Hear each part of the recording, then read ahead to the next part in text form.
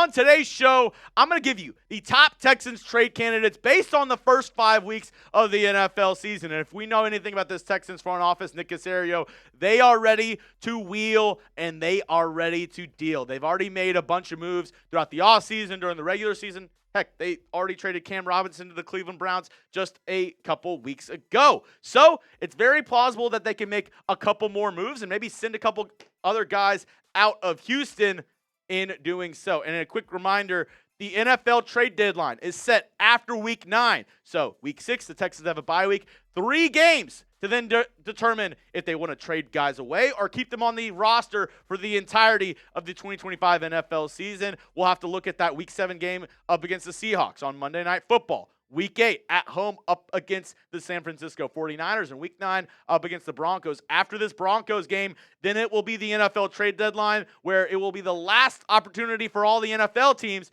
to make trades during this season. And the thing is, guys, when the Texans make a move, we break it down here on the channel. We are the #1 Texans YouTube channel out there for news and rumors content. We got you covered 365 days a year, 24 hours, 7 days a week. So if the Texans make a move, if anything happens around the Houston Texans, you know we're already breaking it down here. So go down, hit that subscribe button for daily Texans content all year long. All right, let's look at the first Texans trade candidate.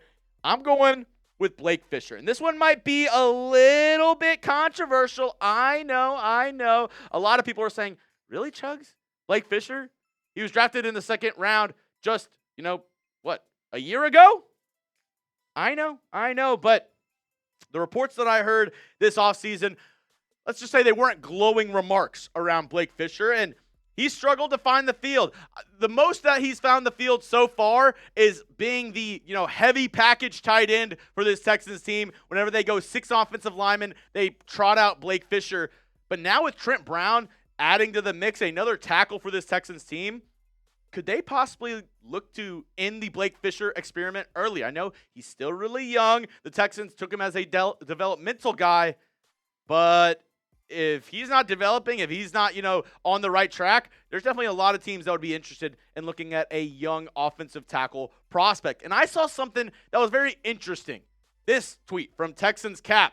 Assuming the trajectory for Blake Fisher remains as is, the Titus Howard contract situation is escalating week by week, with a fascinating offseason showdown coming. So I'm not saying it's going to be one or the other, but this offseason, maybe not during the regular season, maybe it happens after the season's done, the Texans are going to have to look themselves in the mirror and say, who do we want to start at right tackle for the next couple of seasons? Do we want to re-up Titus Howard, give him another contract extension, and keep him as the right tackle in Houston? Or do you turn the reins over to the young guy and Blake Fisher and let him assume the right tackle duties? It's got to be one or the other, because Blake Fisher, he's on a rookie deal. This is his 2nd year of his rookie deal. He was a 2nd-round pick, so 4-year deal for Blake Fisher. And if he's not starting by year 3 or year 4, are you really going to re-sign him at that point if he's a backup swing tackle?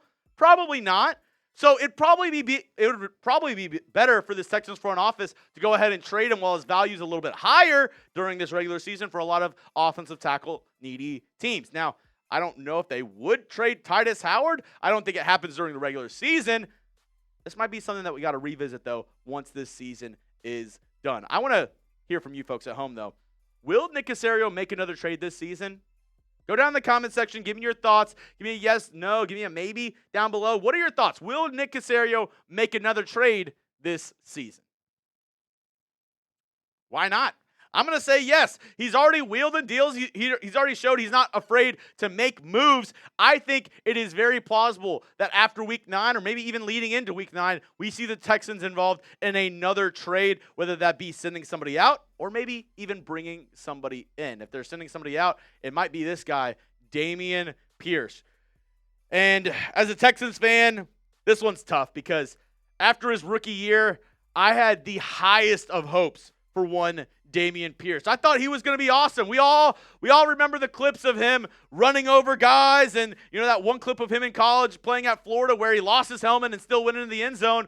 And I mean, look at these rookie year stats in 2022. He only played 13 games, 220 carries, 939 yards, 7 carries of 20-plus yards, and 4 touchdowns on the year for DP. He was fantastic. But now he doesn't really see the field. Nick Chubb, it's Woody Marks. It's that 1-2 combo. I don't know when or if Joe Mixon comes back, but if he does, that's kind of the nail in the coffin for Dameon Pierce. But they're playing Daria Gumbawale over him in meaningful snaps. The only rush attempts that he got this past week, garbage time, up against the Baltimore Ravens. Once the game was already in hand, 44-10, they're like, all right, we'll put Dameon Pierce in and we'll let him get some snaps. And before it was like, oh yeah, he gives you some special teams value. He's a pretty good kick returner.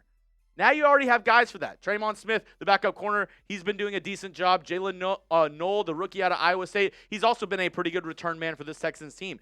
So I don't really see where he even fits in this Texans squad. Like, he doesn't really have a purpose on this Texans team. He's been a healthy scratch multiple times this season already.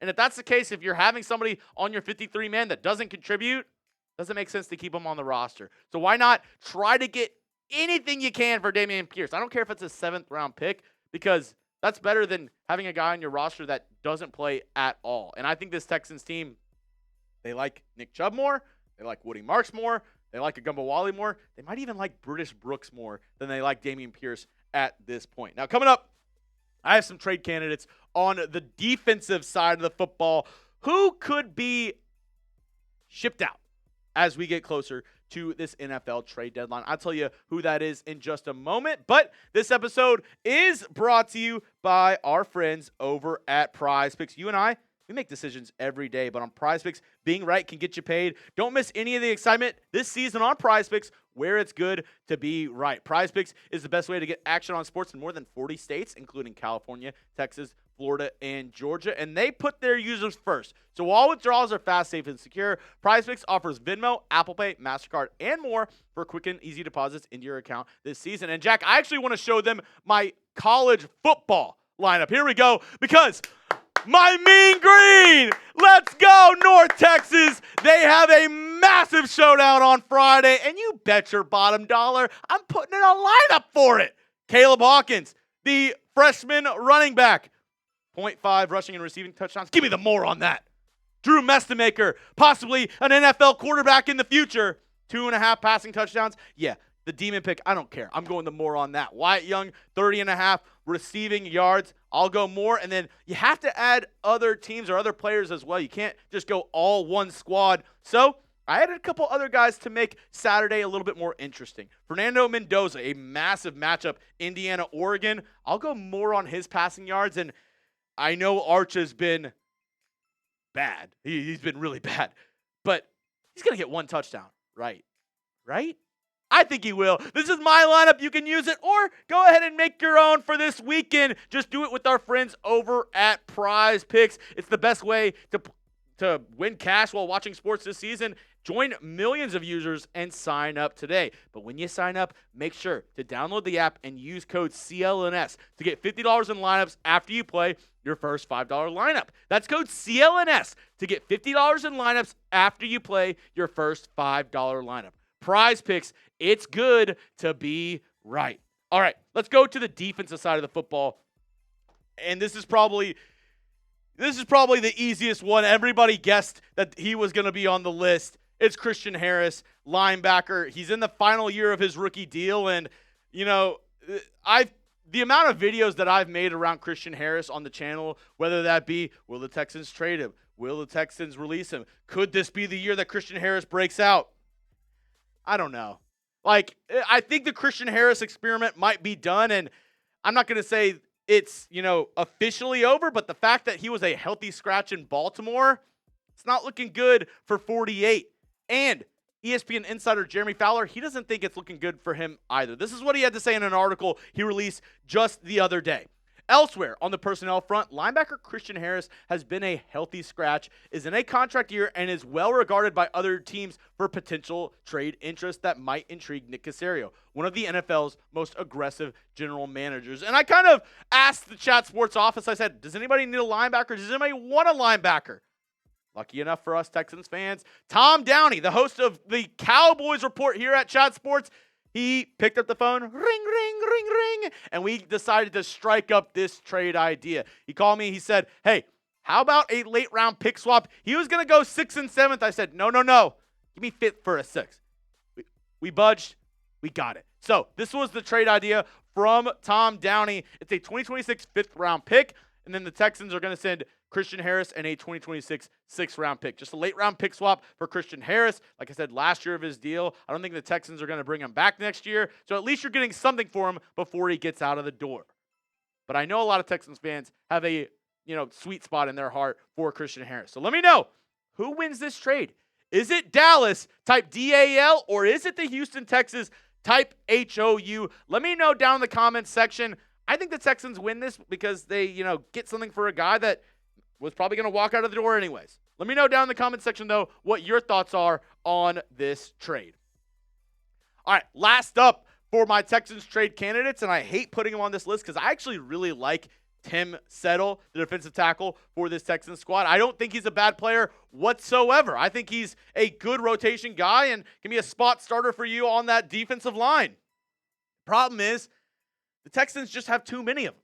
The Texans have too many defensive linemen, and Danico Autry, he's going to be coming back pretty soon from injury, and I don't know where that leaves a couple of these guys. Like Tim Settle isn't the main guy I'm saying, but I do think it'll be one of these guys listed right here. Mario Edwards Jr., Sheldon Rankins. They just extended Tommy Togai, and he has been playing awesome. Foley Fodakasi was just recently put on short-term IR. I actually probably got to fix that here on my depth chart. And then, like I said, Danico Autry, he's on his way back to this Texans lineup. So once Autry is back, once Foley Fodakasi's back, where does that leave somebody like a Tim Settle Jr.?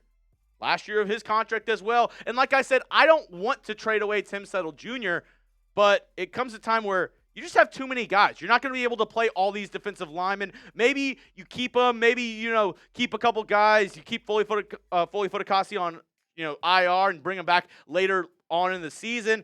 Maybe you mess things around like that. But with the Houston Texans, I just don't know what this, defensive line is going to look like once Autry comes back, because he plays both. He plays defensive tackle and he plays defensive end. And if they're not going to re-sign Tim Settle Jr., like I kind of said with Christian Harris, it might be better to get something while his value is still pretty high. That's all I have for you on today's show, folks. If you want to hit me up on Twitter, if you disagreed with anything I said today, my DMs are always open, at Jeremy Chugs. And if you made it to the end of the program, hit that subscribe button. We're on our way to 36,000 subscribers. So be one of those and make sure to hit that sub button for daily Texans content.